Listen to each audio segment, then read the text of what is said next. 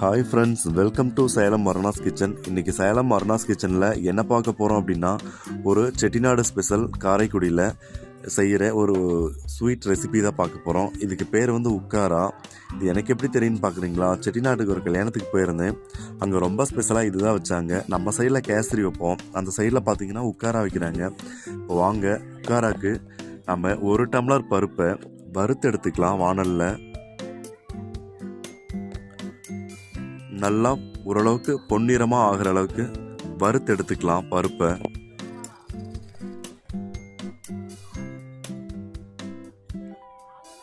நம்ம பருப்பு ஓரளவுக்கு நிறம் மாற ஆரம்பிச்சிருச்சு. ஒரு 2 டம்ளர் தண்ணி விட்டு அடுப்பில் வச்சு வேக வச்சுக்கலாம். இப்போ பார்த்தீங்கன்னா இதை நாங்கள் வேறு ஒரு அடுப்பில் மாற்றிட்டு இதில் நாங்கள் பாகு காய்ச்ச போகிறோம். உக்காராக்கு பாகு காய்ச்ச ஒரு பாத்திரத்தை அடுப்பில் வச்சுக்கிட்டோம். இதில் பார்த்தீங்கன்னா நம்ம 1 டம்ளர் பருப்பு போட்டிருக்கோம், பாசிப்பருப்பு. அதுக்கு 1.5 டம்ளர் அளவு நம்ம வந்துட்டு வெல்லம் சேர்த்துக்கலாம். இதுக்கு நம்ம 1 டம்ளர் அளவு தண்ணி விட்டுக்கலாம். வெல்லம் கரைஞ்சி வந்தால் போதும், நமக்கு பாகு பதம் எதுவும் தேவையில்லை.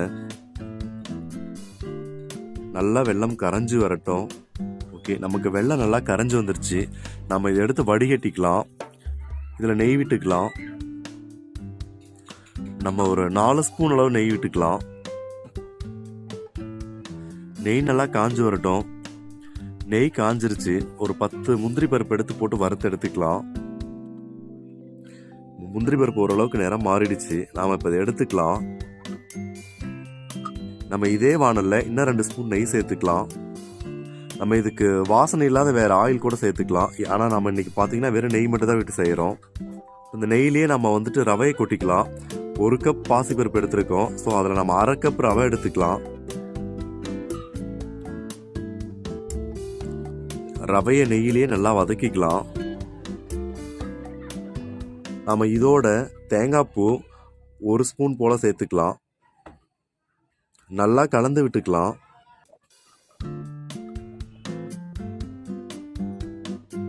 இன்னும் கூட கொஞ்சம் நெய் சேர்த்துக்கலாம்.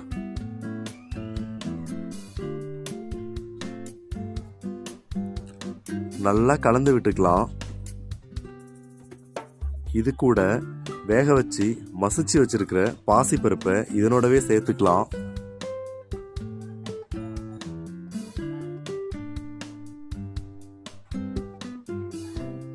இதையும் நல்லா கலந்து விட்டுக்கலாம். இதோடவே வெள்ளைப்பாகு விட்டு நல்லா கலந்து விட்டுக்கலாம். கட்டி கட்டிலாம் இல்லாம நல்லா கலந்து விட்டுக்கலாம். நல்லா வெந்து வரட்டும். நம்ம இது கூடவே இன்னும் நெய் சேர்த்துக்கலாம். நம்ம நல்லா கலந்து விட்டுக்கலாம். இதுக்கான பதம் பார்த்தீங்கன்னா நம்ம அல்வா பதத்துக்கு வரணும். நம்ம விட்டுருக்கிற நெய்யெல்லாம் நம்ம பருப்புல இருந்து மேலே பிரிஞ்சு தனியாக வரணும். பாத்திரத்தில் ஒட்டக்கூடாது. அதுதான் நமக்கான பதம். ஏலக்காய் போட்டுக்கலாம். நம்ம கைவிடாமல் நல்லா கிண்டிக்கலாம். நெய் சேர்த்துக்கலாம். இப்போ நாம இன்னும் கொஞ்சம் நெய் விட்டுக்கலாம். கலந்து விட்டுக்கலாம். நம்ம இன்னும் கொஞ்சம் நெய் விட்டுக்கலாம். நமக்கு தயாராகி வந்துருச்சு.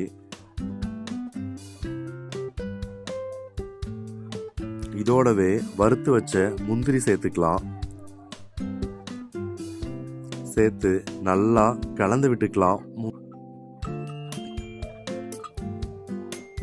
அவ்வளோதாங்க, நம்மளுடைய சுவையான செட்டிநாடு ஸ்பெஷல், அதாவது காரைக்குடி ஸ்பெஷல் உக்காரா தயாராகிடுச்சு. காரைக்குடிக்கு போனால் கண்டிப்பாக கல்யாண வீட்டில் இதுதான் வைக்கிறாங்க.